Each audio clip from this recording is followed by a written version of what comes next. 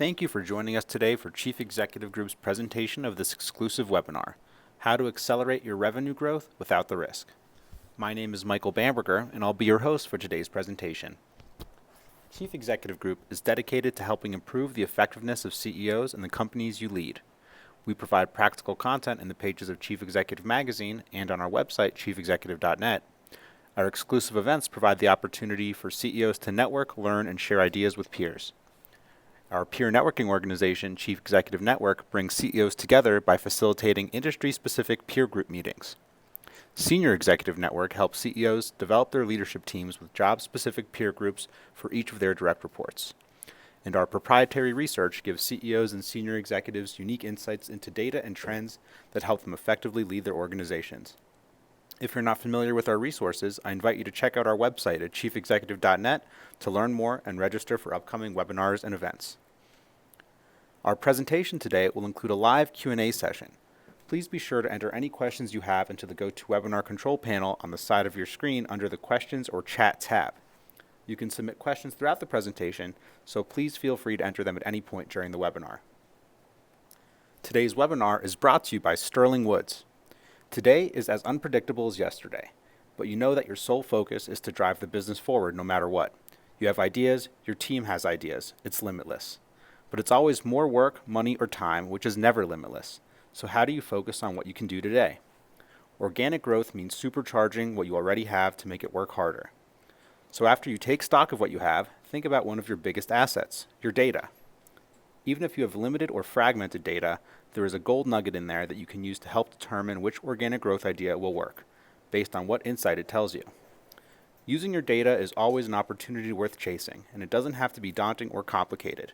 You can use your data today. In this webinar, we will show you how. 3 members of the leadership team from Sterling Woods Group are here to do exactly that.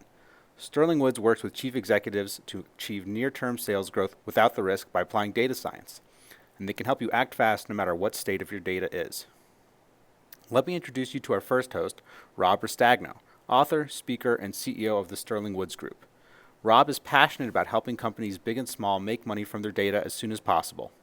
He has worked with brands such as Visa, Comcast, and PepsiCo, as well as dozens of privately held middle-market companies to consistently deliver double and even triple-digit growth. He has been featured on ABC, NBC, CBS, Fox, and Digiday. Patrick Hereford has spent his career building software, integrating technology, and performing advanced analytics for companies of all sizes, from startups to large enterprises. He has served in leadership roles spearheading engineering efforts for Forward Financing and America's Test Kitchen. He holds a degree in civil engineering from the Massachusetts Institute of Technology and an MBA from Boston College's Carroll School of Management. Rebecca Donahue is a sales and marketing expert with more than 22 years of experience at FCB Chicago and Y&R Wunderman, New York. Her clients have included AT&T, Johnson & Johnson, Nestle, Novartis, Pfizer, Citibank, and Kellogg's. Her areas of expertise include business services and software in retail, e-commerce, consumer packaged goods, and healthcare.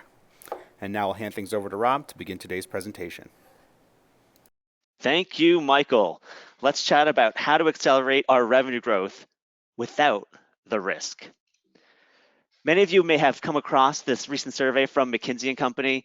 They surveyed to figure out what is on the minds of all of our CEOs in 2019. And what the survey found was the #1 priority for CEOs is revenue acceleration. Revenue acceleration, how we can make more money sooner. When I first read this study, I thought, McKinsey's kind of stating the obvious here, no? I mean, I used to work for McKinsey, so I don't mean to knock McKinsey. It's a great, great firm, and it's interesting research here, but is this really newsworthy? I thought about it in a little more detail, and yes, of course it's newsworthy. We all know we need organic growth. We need to grow our sales faster. But the reason why I think it's top of mind for CEOs is it's tough. It's way easier said than done to accelerate our revenues. Why is that? It's because there are way too many choices. There are a million things we could do to improve our revenues, right? We could hire more salespeople, or we could increase our marketing budget.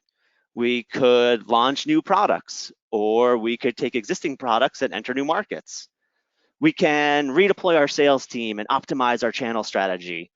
or we can mix up our marketing mix.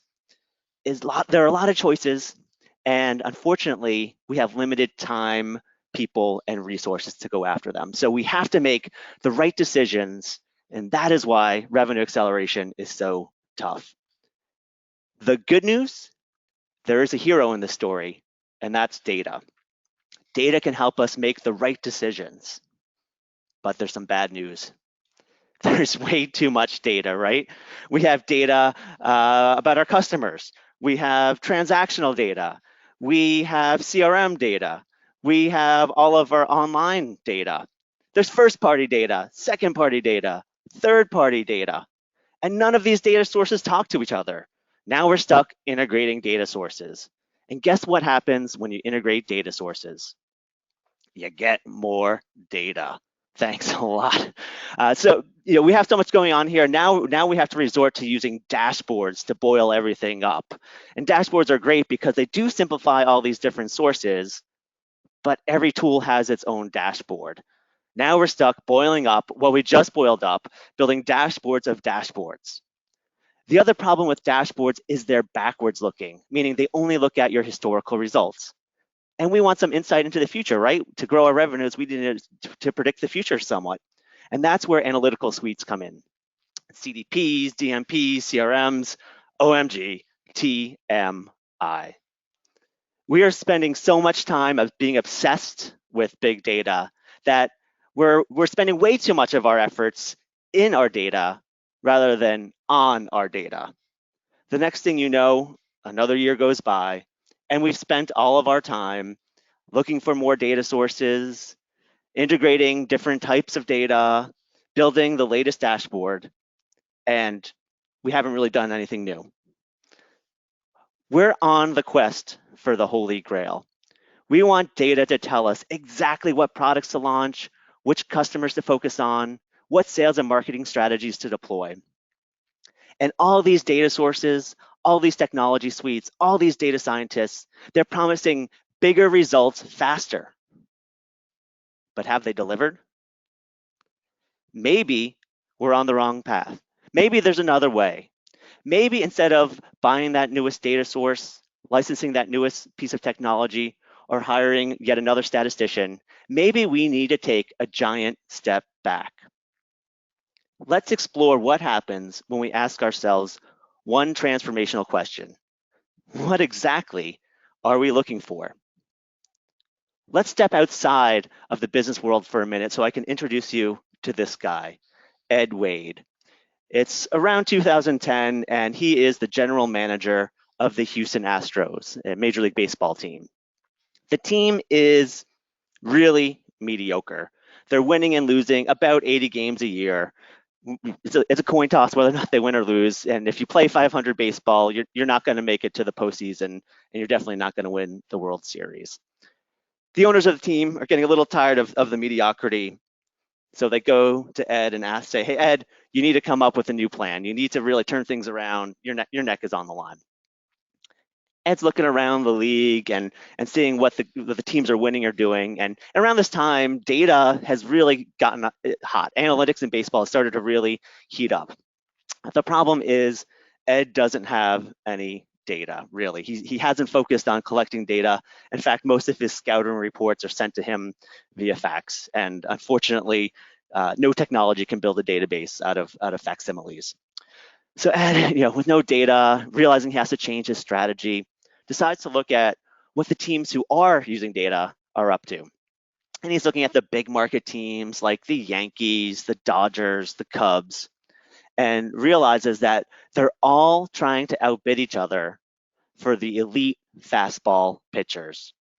These are the guys who can throw their fastballs the fastest, 98, 99, 100 miles per hour. And the problem Ed faces is whenever he tries to get into one of these bidding wars, he loses because he just doesn't have the funds, the resources, the money of the Dodgers, the Yankees, the Cubs. So he's always losing out. He decides, well, maybe I can copy their strategy in a different way. Maybe I can outbid all the other small teams to get the next tier of fastball pitchers, the people who are solid B+. So he goes and does exactly that. He signs someone named Brandon Lyon for $15 million, which is 5 times the league average salary. And Brandon Lyon is a very good pitcher, don't get me wrong. He's a very solid fastball pitcher, but he's not elite. So solid B plus. Ed goes in, outbids all the other smaller teams, and gets Brandon Lyon on a team. Now he follows a strategy at other positions as well. And how does the year shake out? They go on to lose 106 games, which is the worst record in Astros history to date. The owners fire Ed Wade.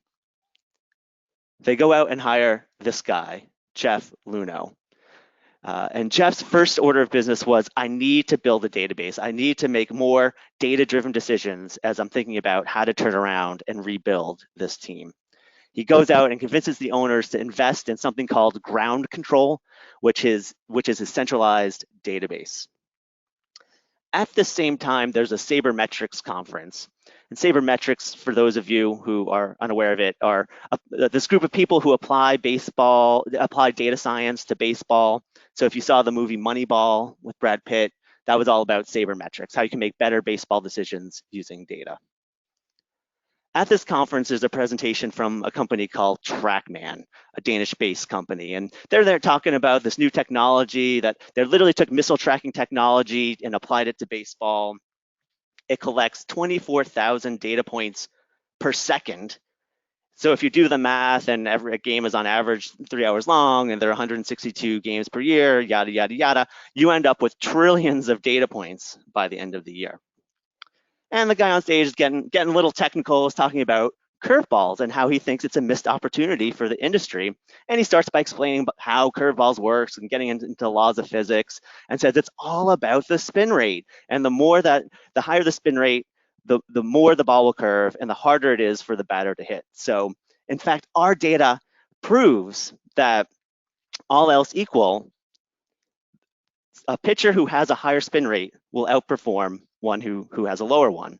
And this is a more predictive variable than speed on a fastball. So we should all be looking at pitchers who throw curveballs. We should be looking at their spin rate and be signing the people who have really high spin rates, because they're an undervalued commodity in the space. And then he gets into a little bit more technical jargon and shows the spin formula is really quite simple. It comes down to this thing. So, unfortunately at this point, most people in the audience were a little bit lost in the physics and probably thinking, who the heck is this data geek on stage, and why should I listen to him? Why should I pay attention? This person, that he's probably never played a game of baseball professionally in his life. We're going to go back to what we know. We're industry veterans. We've been in baseball for 40 years. We played the sport when we were younger. We're going to keep focusing on the fastest fastball pitchers. But not this guy. Jeff Luhnow was like, maybe there's something there. And he became an early customer of TrackMan, started collecting a lot of data, adding it to ground control, his database, and found, yes, it is true. All else equal, if someone can spin the ball faster, they're going to be a more effective curveball pitcher. What he does, he stepped back and he asked a great question of the data. What exactly are we looking for? What is something that no one else is paying attention to that we can prove out in our data set? So while all the other teams are fighting over fastball pitchers, Jeff quietly stockpiled some of the best curveball pitchers out there. In fact, he was able to sign 4 high spin rate curveball pitchers for $12 million total, which, as you may recall, is $3 million less than just one fastball pitcher, Brandon Lyon. The story has a happy ending. For those baseball fans out there, you know that the Astros go on to win the World Series in 2017. What is the difference between Ed and Jeff? Ed didn't have data, and so he was left at first just shooting from the hip and guessing, and that led to mediocrity. Then he tried to copy other people who were using data, and copying your competitor's strategy is a losing proposition, especially if they have way more money than you. Would anyone here really want to go head to head with Amazon or Google or Facebook? No, they just outspend you. So copying your neighbor's test paper does not work, and it led to Ed getting fired. Jeff instead found what we call his spin. Spin is a simple insight validated by data that no one else is paying attention to. Spin comes from asking good questions of your data. then using that data to find or validate a simple insight. And we've studied leaders who find and use their spin, and they end up creating predictable revenue acceleration. That's more sales with less risk. Jeff's spin was quite literally spin. All else equal, the higher the spin rate on a curveball, the more effective it is. Why did spin work for Jeff? It was because it allowed him to stop following the herd and try something new. He was willing to look outside the echo chamber and find a way to use some sort of insight in a way that no one else had been doing. Now I have a confession to make for you all.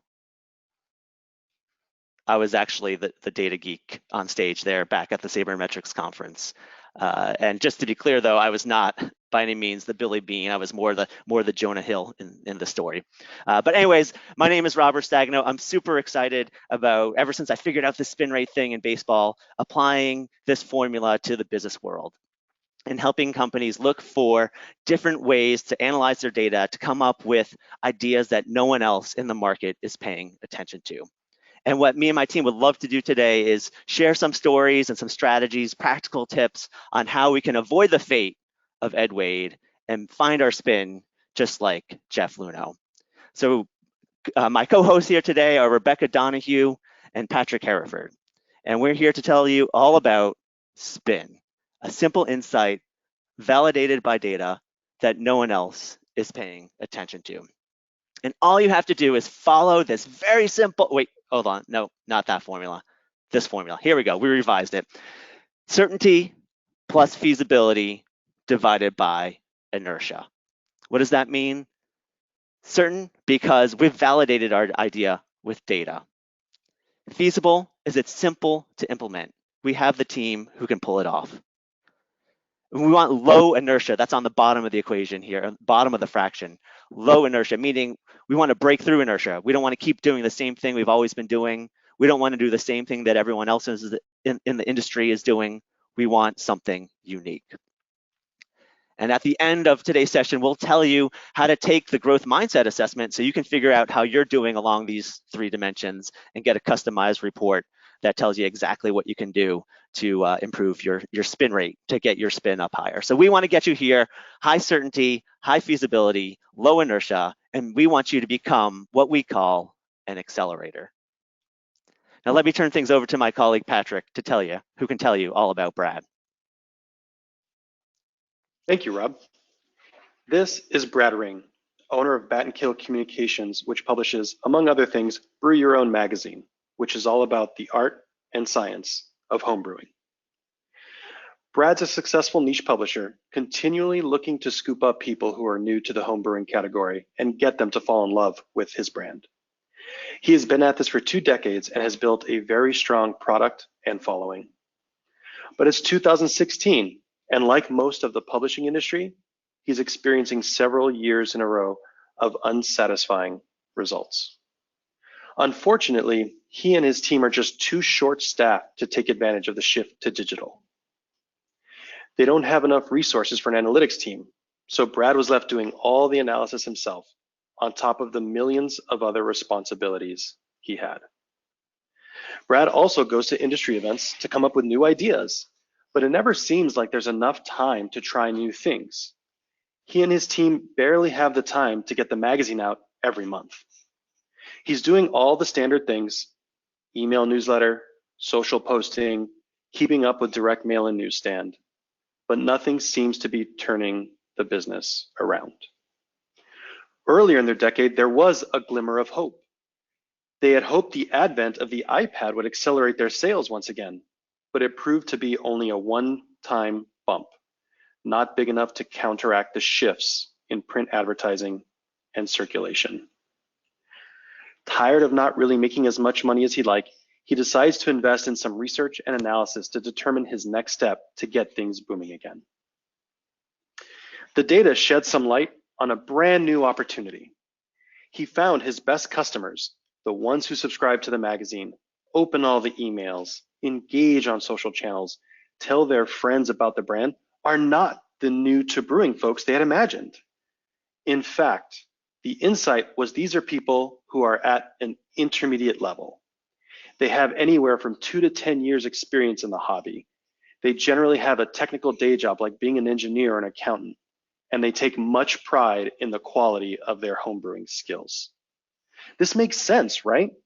There's a ton of free content on YouTube for beginners and tons of inexpensive homebrewing kits available on Amazon. But the advanced, technical, trustworthy content appeals most to people who are familiar with the basics and are looking to take their game to the next level.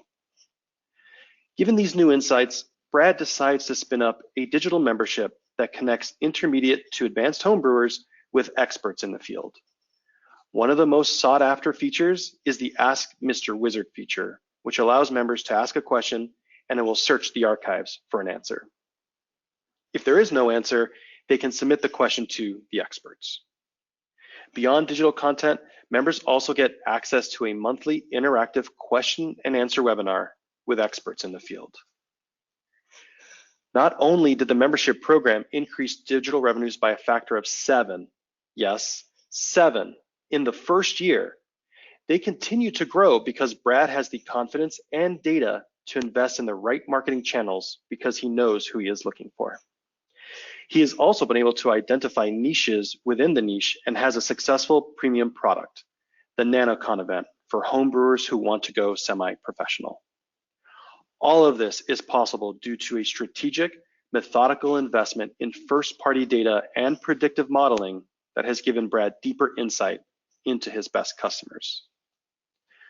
Not only that, Brad has been able to use this investment in data pipelines and predictive modeling to also improve membership conversion by 2 to 5 times since they launched their original membership program. Before he discovered these insights, his hands were tied because he didn't have the data to back up new ideas and make them more certain to work. It was tough to break inertia and try new things given limited resources in a declining market. We call people in this situation nomads, going from one idea to the next with an uncertain future. However, once Brad discovered his spin, intermediate to advanced homebrewers around the world need a reliable, on-demand source of answers to technical questions, he was able to dramatically improve his financial results. He became what we call an accelerator. So, why did spin work for Brad? He understood his data and its blind spots. He was able to use the data he had at that moment in time and study his best users. Armed with that analysis, he was able to create a product that solved a real pain point for his customers. In addition, he was able to find other ways to help these customers through premium products to get intermediate homebrewers to become more semi-professional. He was able to find more of these customers in new markets and marketing channels, and he was able to optimize his business and revenue through analysis on actual user behavior. Now, back to Rob. Thanks, Patrick. Let's talk about this guy, Steve. He's a senior executive at Homesite Insurance, which is an e-commerce provider of homeowners insurance. And they're actually known for their claim to fame is they were the first company to ever fully automate selling homeowners insurance online. So do all underwriting through data science and artificial intelligence. These terms weren't even around, I guess, back then, or they weren't as popular back then, but they're a really innovative company. But it's 2010 and they're falling on some hard times and profitability is really down. Now, Steve is very comfortable with data and he has dashboards of dashboards of dashboards and is always looking. He's been in the insurance industry for a long time. He's worked at some of the largest insurance companies, but he's stuck playing whack-a-mole now. The company is really in trouble and he's looking at the numbers and doing a good job at staying on top of what's working and what's not, but he's really just kind of tweaking the dial. He's saying, okay, this problem over there is kind of a small problem. Let's fix this small problem. Let's come up with this small solution over here. And it's playing whack-a-mole, fixing little problems at a time, but not really doing anything that is breaking through the death spiral as profits continue to tank. So unfortunately, the board decides it's time for Steve to move on. And they hire this guy here, Andy. And Andy is like, look, we have to innovate. We can't keep tweaking the dial. We can't. It's great that we're data driven. It's awesome that we're the first people to use artificial intelligence to underwrite homeowners policies. So let's apply some of that innovation to managing our own business, and let's look for some sort of unique insight from our data and start behaving dramatically differently rather than, basically, unfortunately, under Steve, we optimized ourselves into a corner and couldn't get out of it. And one thing Andy and his team notice is that, and this is pretty obvious here, but depending on where you are in the country, the ratio between what's known as your replacement cost to market value is very different. So in some places of the country, your land is worth a lot more than the actual cost of the bricks and sticks and appliances in your house. That probably makes sense. In California, you have to spend millions of dollars for a house, which really only costs $200,000 to build, but it's the value of the land there. So he really kind of started digging into, let's look at some of our results and segment some of our customers based on what it would cost to replace their house versus what their market value is. And he finds something very interesting in the data. He finds that, unfortunately, if the replacement cost is significantly greater than the market value, so these are places where the market value is so depressed that it's actually more expensive to build the house again than to buy the house with the land, unfortunately creates a moral hazard. And people are unfortunately more likely to burn down their house and collect the insurance, because insurance is paid on replacement cost, not market value. And it's creating all these adverse incentives. So Andy starts looking at this ratio more deeply and starts figuring out who his best customers are and who his worst customers are. He says, let's stop investing in the sales and marketing channels that are getting us these bad customers, and instead let's focus on the channels and strategies that are getting us the great customers, and let's get aggressive with pricing for our best customers, and let's put the brakes and raise our prices in tougher markets. What happens? Andy really, in short order, in the matter of just a year, he gets the company back to break even. Another year, hugely profitable, and they end up getting acquired by American Family for over $600 million. So what was going on with Steve? Steve just had a hard time breaking through inertia. Great with the data, he had some certainty, his stuff worked, but the ideas just weren't unique enough. So we call Steve an optimizer. These are people who are good with the data. They're thinking very practically. We need some optimizers on our team, but to really accelerate our revenue, we need to find more unique ideas that no one else is looking at. And that's what Andy did. He found some spin. He found customers with the replacement cost vastly greater than market value are risky to insure, and vice versa. So with his spin, Andy was an accelerator and brought HomeSite to the next level. What can we learn from the story here? Again, we always should be optimizing and tweaking our numbers, but let's not think that that's a long-term strategy. Tweaking the numbers on the margin is a good practice to get into, and we recommend it, but it does not fix fundamental issues with your business. So if there's any sort of major flaw in your business model or a new competitor comes into the market, you're going to have to do more than just optimize. And what can you do? You can follow Andy's lead and look for unique patterns in the data that explain to you who are your very best customers and who are your worst customers. And then you can gut check that insight and think about, practically speaking, okay, that makes sense, and here's how we can tackle it through different sales and marketing strategies. So if you take the assessment, we'll tell you how at the end of this webinar. Take the assessment, you find out you're an optimizer. We have some ideas for you in terms of how to get into acceleration mode. So first of all, don't be afraid to cannibalize dying products or channels. So I think Steve maybe was holding on to channels and pipelines that were giving poor quality customers to them. Don't be afraid to walk away from bad business. Don't copy and paste what worked in the past or what works for other companies. Always be thinking of new ideas. And think less about the specific tactics. First, think about the concepts. Think about new ideas and new insights, and the right tactics will automatically emerge from the concepts. And like we saw with Brad, it comes down to looking for your best and worst customers and figure out new ways to deliver value to them and better sales and marketing strategies to deliver on them. Now I'm going to hand things over to my colleague, Rebecca. Great. Thank you, Rob. Hello, everyone. So we've talked about baseball. We've talked about beer. We talked about our homes and how we love and keep them protective. And now I'm going to talk to you guys about fried fish. So let's talk about fast food. Delicious, craveable, and as you know, exploding all across America with all types of new experiences. So when you want to be something else, here's a little bit of a story about Long John Silver. So not too long ago, a very smart businessman named Mick stepped into the role of a lifetime. He moved his family. He went to the headquarters of Long John Silver's. He was going to be the global brand lead. Now, mind you, Long John Silver's, if you guys know, fried fish is, of course, in the U.S. They have about 1,000 stores, but they also have Singapore stores, which actually do very well. It's a totally different concept. But he was going to really focus on the U.S., and it made perfect sense.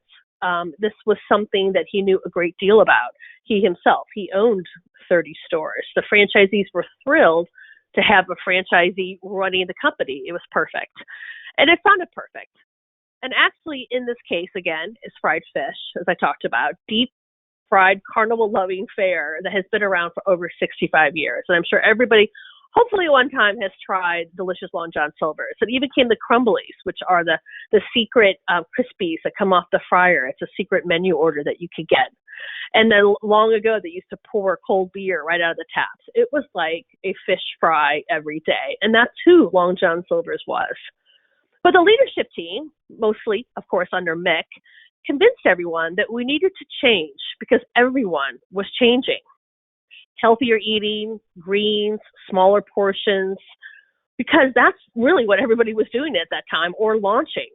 And at that time, Long John Silver's felt they needed to change too. They were getting left behind. They decided they wanted to be something else. So with that in mind, and I wanted to also point out, you would get a fork with this new idea of Long John Silver's. But with that in mind, there was a lot of competition going on. There was, more than enough new concepts coming in. Panera had come in from St. Louis. Yes, you could get baked bread on China plates. Thank you, Panera.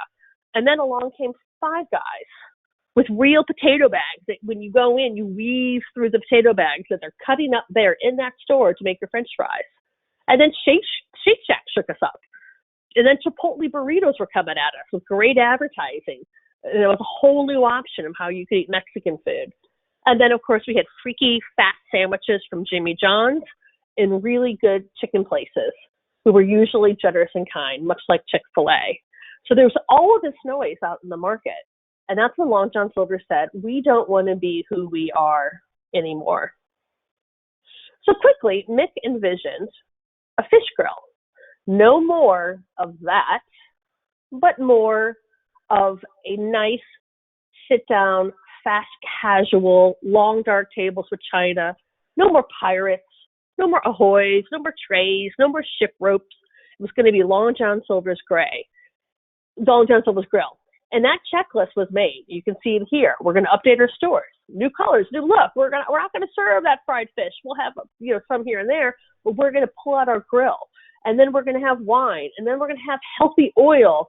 And then we're going to spend more money on marketing because we have something to say. We are new. We are Long John Silver's.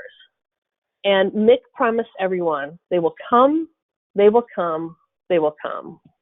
But no one came. So why did this fall apart? What do you think about it? And it comes down to kind of three fundamental ideas. They made huge bets with their gut, followed the herd. They became irrelevant. They disappointed their loyal base. These were incredibly smart people, years in the business, who had stories and entrenched in fast food for more than half their lifetime. And they actually owned other stores. Some of them owned Jimmy John's, and some of them had gotten into Qdoba. These were smart people. They were so focused on becoming something different, changing the food, the appearance, the target, that they never stopped to look at their data, to really and truly understand who they are. Long John Silver's walked away from what they did best. So after Mick, the CEO, was given the opportunity to go and run his stores, and unfortunately not be the CEO anymore. A very smart man named Joe came along who once ran A&W root beer, that nostalgic frosty mug taste that you would get in middle America. Relaunched the chain with great success and arrived with a single statistician on his team.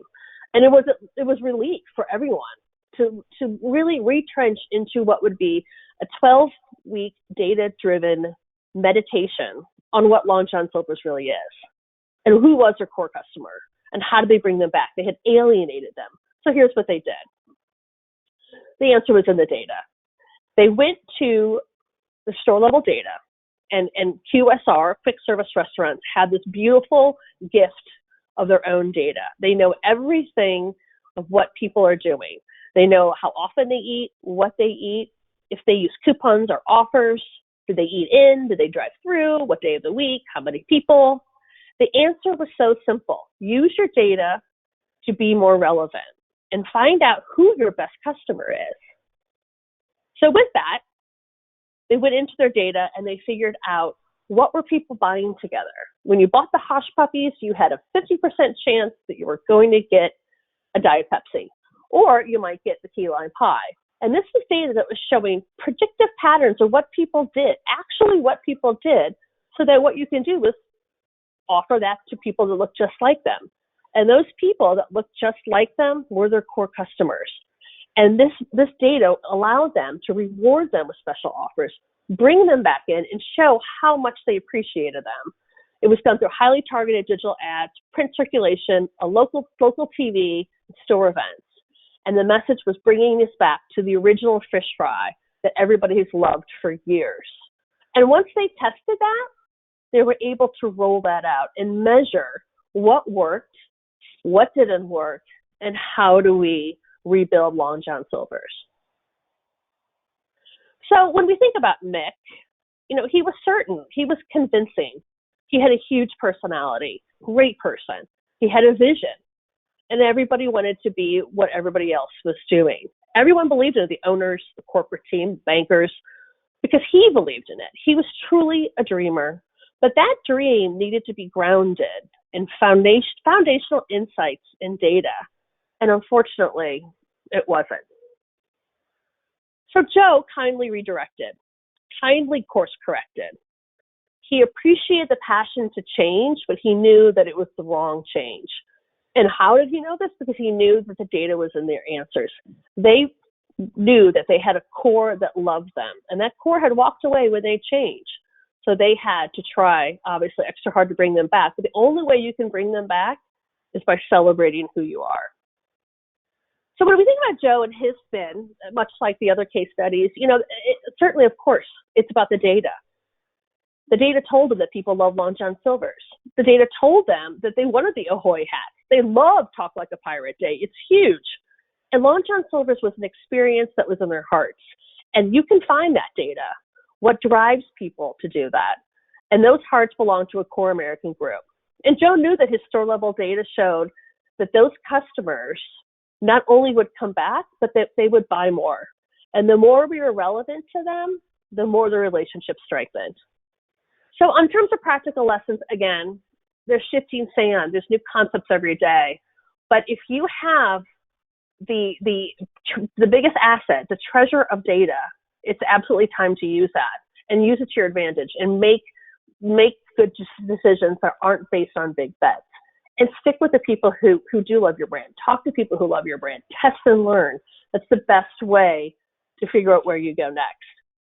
Now, we did include a TV spot that we had launched that conceptually, to bring people back, we had to celebrate the fish fry. And it's a great commercial that really shows the authenticity and bringing people together and family core values. And it's a fantastic demonstration of how Long John Silver's really did turn around and course correct when they had made such a big mistake. Thank you, Rebecca. Let me load up that video so we can all take a look. America loves a fish fry. And at St. Al's Church, they've been doing it right every Friday since the Pope was an altar boy. But you don't have to go to St. Al's or wait until Friday for fish that taste that good. It's $1.99 Fish and Fries Week at Long John Silver's. Rediscover the taste you love. Long John Silver's. We're America's fish fry. So with that, in terms of next steps for dreamers, again, don't ignore your data. It's one of your most important assets next to your product, next to your logo, next to your people. And you don't have to take in all your data. That's not what Long John Silver's did. They focused purely on the transactional data of the people who came in, what they looked like, and how they motivated them to come back and stay. So you can isolate that data that you need to vet your idea. Put it on paper. Talk to your customers. Test your data. Sure, everyone says go big or go home. You hear it all the time. We're going to go big or we're going to go home. We say you go big when you know it's time. And when you know it's time, it's because you've tested it, the teams are ready, your best customer knows it's coming, and it's the right thing to do. And that's because the data told you so. Okay, great. I am going to pass it to Rob, who's going to talk about how even accelerators have next steps. That's right. So accelerators should not rest on their laurels just because they get rated as an accelerator in our assessment that will tell you how to take at the end of the webinar. If you find that you are an accelerator, that's awesome. Keep going though, and ask yourself how you can expand your resources to go after new entries, new markets, lookalike markets, adjacent markets that want and need and appreciate the value proposition that you have in your core market.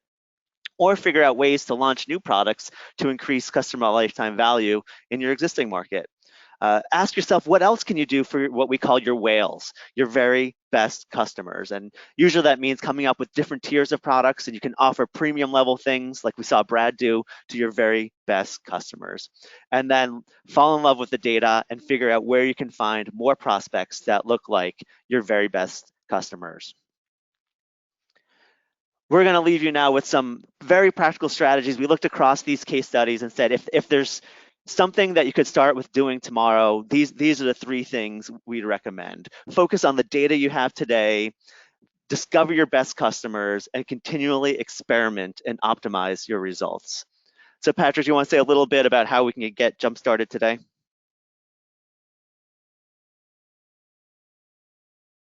Sure. So to get started today, we have to relentlessly focus on the data we have today.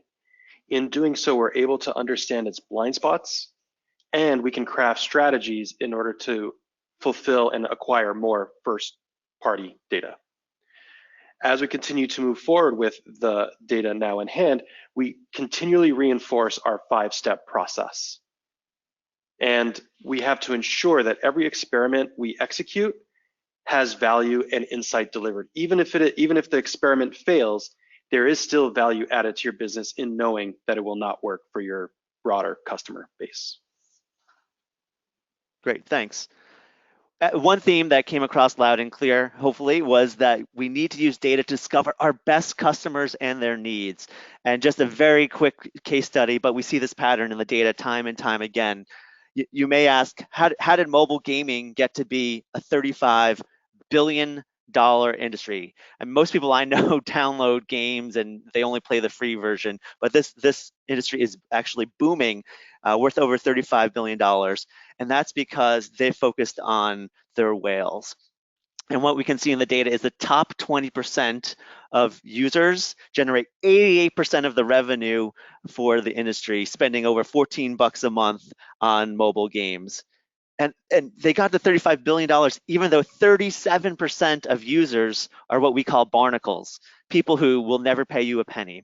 And we see this distribution over and over and over again in all of our clients' data, that there is this 80-20 rule, more or less, where that if you focused on your best 20% and just didn't worry about the people that are never going to pay you anything anyway, save your marketing dollars, save your Salesforce's team, you're going to drive significant revenue acceleration. And one footnote, if you can find your super whales, that's even better. This is the niche within the niche, because in the mobile gaming industry, the top 1% of gamers spend almost $70 a month on these apps. So for those of you with kids, I hope none of them are super whales, because that will definitely eat into their college savings fund. Rebecca's going to talk a little bit about our philosophy on market testing. That's right. It does eat your college savings fund. Yeah, absolutely. So when we talk about market testing, we talk about these big bets, and I'm going to kind of put this in the lens of Long John Silver's. So what are big bets? First of all, they are always testable in some way, and I'm going to just do a quick 5-step way that Long John Silver's has done market testing and why it's really working for them. So let's talk about that for a second. So first of all, you have your target audience. As we mentioned, they've gone back to their core. They've turned it around. Their year-over-year sales have absolutely increased, and they've been present. So that's what they focus on. Now, as new generations come in, they've begun to identify who is the core of the 18 to 25. Now that they've moved on and have really captured the 45 to 65. They continue to focus on who their target is and how do they find more like them. So then we talk about media channels. Like, how do we reach them? What do we say? And your data will tell you where to find your target audience. There's more than enough data tools out there and media tools to help you say they are in print, they are in digital, they're listening to the radio, they're commuters, or they are often online at night. Whatever that might be, you can with precision really find the right place to target them. However, you can test. And as I mentioned with Long John Silver's, the best thing to do was to regionally find the right place to test your target, your media promotion, and of course, products and price. Your data will tell you how to promote products together. You don't have to have a massive, super sophisticated bundle analysis. You can simply look at your tickets and say, you know what? The customer that bought the Fisherman Special will likely add on the Hush Puppies and extra tartar sauce, because the data simply tells me that when they look at what's happening at the register and what's the incidence of that happening. And then when Long John Silver's isolated their stores to test them, they were able to isolate what a break-even ROI looked like. So that gave them the headroom to say, what do we need to do when we roll this out? If we decide to roll it out, how do we make that ROI better? Where are there efficiencies? Where are we pricing things the right way or the wrong way? And of course, those rollout strategies will work because you've tested it in market. One of the case studies that they had done after getting back to their core audience was a beer battered fish with Budweiser. That was a big idea, and it's a fantastic idea, right to the core. But instead of just rolling out beer battered fish with Budweiser, they tested it, and it worked. It was a huge success. Okay, Rob, I'm going to turn it back to you, and we'll talk about spin and finish that up. Great. Yeah, so what we want to leave you with today is we want to encourage you to go out and find your spin. That simple insight, validated by data, no one else is paying attention to.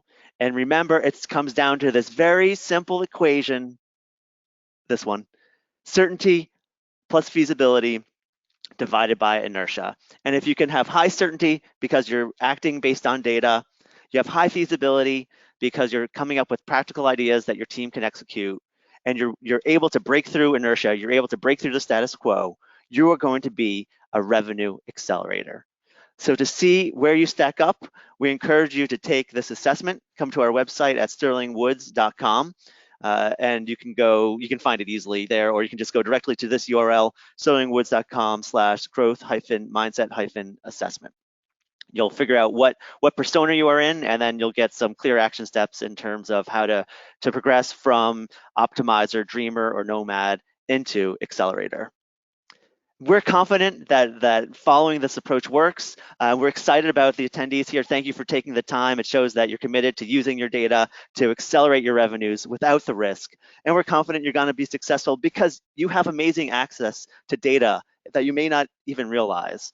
We're also living in a time where technology is there to help us wrangle the data, and it's a lot less expensive and it's a lot less time consuming than it was even just 5 years ago. But remember, before you rush in and buy that latest piece of technology, think about the spin first. Don't go straight to the tactic. Don't go straight to the little optimization tweak. Think about the spin and stop chasing the trends and start chasing the insights. What is unique, simple, and relatively certain because it's backed by data? Now, one challenge for you, the next time someone on your team comes to you with a new idea for a tactic, don't immediately bless it or shoot it down. Instead, probe on, what is the spin? And in doing so, you'll spend way more of your time working on your data rather than in it. All right, Michael, I thank you for wrangling all the questions throughout this webinar. Why don't we turn it back to you so you can ask us a few of the questions that emerged throughout the last bit. Thank you very much, Rob. We received a bunch of questions during the presentation today. If we cannot get answers to all the questions during the rest of the broadcast time, we'll do our best to provide answers over email. So the first question we have is from Filippo C. I agree with the point that there are too many ideas out there. How do I know how many different things to try and how to prioritize them? That's a great question. It's Rebecca here. I'll take that. Yeah, absolutely, of course. But before I answer that, I would love to say that having a handful of really great ideas is a fantastic place to be. So cheers on that. It's a good place if you have a bunch of ideas. It's a matter of, to Felipe's point, what do we do with that? So the first thing we would recommend is establish how your ideas roll up to your goal. So for example, is it about getting more customers or keeping customers? Are you adding features to a service or rebranding your product? But if you're working on your annual plan, it's very much an academic thing. You codify your objective, you map out what you would measure. But I would say quite simply, the best exercise to do is you get your idea on paper, your ideas, estimate what it would cost people, products, etc., to bring it to life, and then look at your front end metrics.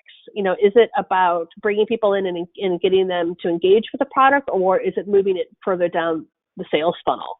So you need to come up basically with your magic number of what you think it would take to get to a break even ROI and what that stretch would look like. So we really take it back to analytics. In the sense of what do we think this idea is going to give you in terms of metrics and impact to business. And then once you have a really good solid foundation and you can measure and look at what are your high, quick impact wins, you test that. Going back to Long John Silver's, no wholesale changes until you can test it and you have confidence with at least 90% or more that it's going to work. So I think that's really the best way to prioritize your ideas is really, dissect them, align them with what's happening with the business, put your metrics on paper, have your costs ready to go, and then it'll give you real clarity on where you need to go next. Great, thank you, Rebecca. Our next question is from Martin. My data is a mess. It's in a million different places. Do I need to invest in a data warehouse to do some of the things you're talking about? I'll take this one. That's an excellent question. While it does vary from company to company depending on a variety of circumstances, generally speaking, so long as you can get your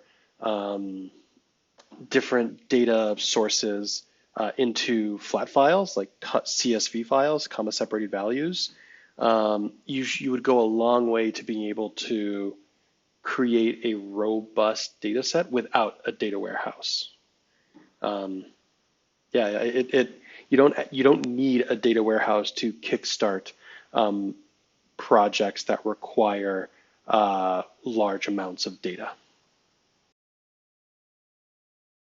Great, thank you, Patrick. Our next question is from Sarah.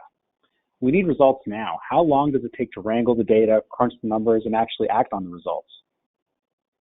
That's a great question. It's Rebecca again. We get that question a lot, and it's typically like, how quickly can we get in market? How quickly can we do this? And as Rob and Patrick mentioned, it doesn't require this huge overhaul of massive databases and getting way into the weeds. We've had a lot of clients, like I mentioned in that spot, where they needed to integrate data and bring in maybe an add-on platform here and there because they felt the heat of the competitive. The competitive, competition was running circles around them. So what we have always said, and we fundamentally believe, is first focus on one part of the business. Let's say it's keeping your customers from leaving, as an example, and identify and isolate that data set. It doesn't mean you have to go and get into all your other data sets. Identify that data set that's rolling up to that key strategy or objective that you have. Pull in that data. Look for patterns or insights. What is it telling you? What is the relationship of that data to each other? So, for example, we're finding that more Long John Silver customers come on the weekend, but we're trying to get them to come during the week. So that insight tells us we have to find a way to motivate them. But more than anything, if you are able to get that data into your pocket and have it analyzed, you're halfway there. And we've seen it done in 4 weeks, where you can go from pulling your data in, doing a quick segmentation, putting people into buckets so that you know how to message to them properly, and then obviously getting into market. So, you usually prop things up pretty quickly these days because of the beauty of all the different ways to sort and bucket data.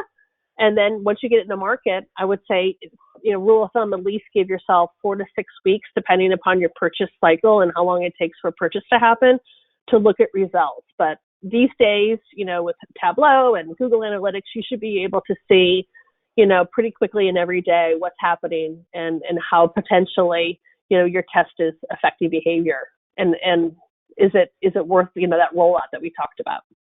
But pretty quickly these days, the days of planning for a campaign that's going to launch next year are very much over. So it's great that you can get in and get out. And what we like to say is do it quickly and, fail fast, but do it as quickly, and the platform and the data is there for you. Great. Thank you, Rebecca. It looks like we have time for another 1 or 2 questions. The next one is from Bill. How do I know when something's not working and it's time to correct course?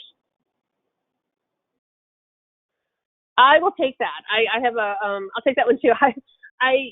We get this, of course, in the marketing world, in the strategy world. When is it time to say this isn't working? And I kind of have 3 truths on this. I've worked on the ad agency side. I've worked on the client side. I work with data every day. And first, more than anything, I would say if somebody comes to you, especially as a CEO, and asks for more money because they're not meeting goals, that's the first thing. I would absolutely, that's a clear indicator that course correction needs to happen.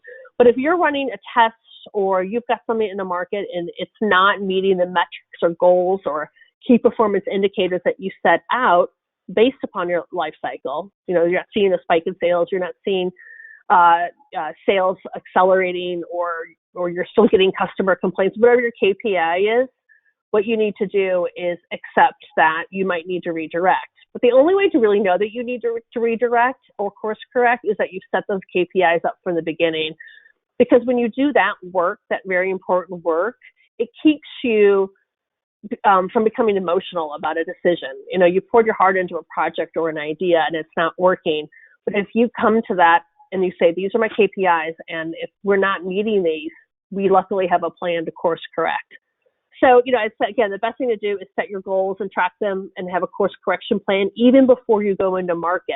Have that backup plan. It could be a big change or a smaller change, but have it and treat it as a functional opportunity.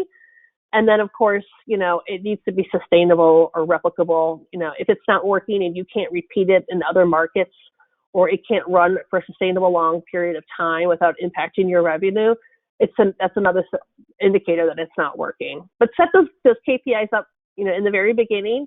It keeps you from being emotional about a project. If you're really looking at the business, and you'll have a backup plan because you are already prepared that you might need to course correct. So it looks like we have time for one final question. We'll take the one from Terry. How much data is the minimum required to find our spin? I'll also take this one. Thanks, Michael. It does depend on a variety of circumstances, but generally speaking, you don't need a lot of data to get started. Generally, if you don't have a lot of data to perform robust analysis for the problem you're trying to solve or the insights you're trying to gain, you can supplement it with any number of data sources. Some people will go and use S&P 500 index data over the course of a couple of years and tie it to transactional data to see if there's any signal there. Before jumping to third-party data, though, like the S&P 500 index, I would look at using whatever transactional data, CRM data, engagement data, or demographic data that you already may have at hand, and focus on whatever first-party data you can get your hands on. Thank you so much, Patrick, and thank you as well to Rob and Rebecca. That will conclude today's presentation. We'd like to thank Sterling Woods for sponsoring today's webinar, and thank you very much again to our presenters and attendees for joining us today. We'll be sending you a link to view the recording of this webinar, so please be sure to look out for that in the email over the next few days. And when you exit the webinar, a brief survey will pop up. Please take a few moments to complete that. If you have any questions, please contact us at webinars@chiefexecutive.net. Thank you again for joining us today, and we look forward to hosting you at a future event.